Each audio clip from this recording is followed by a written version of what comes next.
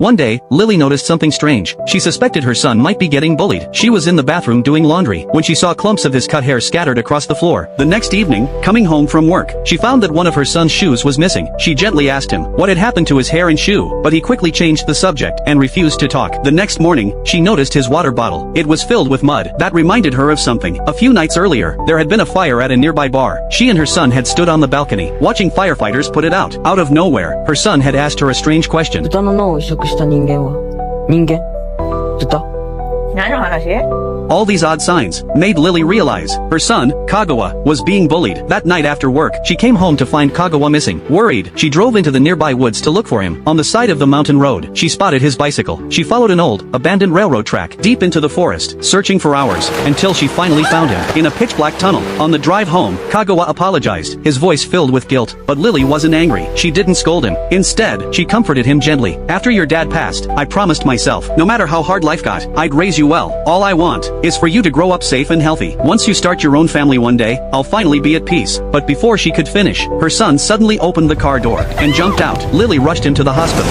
Out of fear, she insisted on a brain CT scan. Thankfully, he hadn't hit his head, just a few scrapes and bruises. Even after all that, Lily kept comforting her son, telling him not to blame himself. But when she reached out to gently touch his head, Kagawa suddenly pulled away, like he'd been electrocuted. He broke down, his emotions spiraling out of control. This wasn't like him. He'd always been a sweet, thoughtful boy. So why had he become so angry? Why did he call himself Pig Brain? Why did he believe he was a monster? Lily was desperate to understand, and she was sure someone must have called him those names. When she pressed him for answers, Kagawa finally said the bully's name. She thought it'd be a classmate, but to her shock, it was his teacher.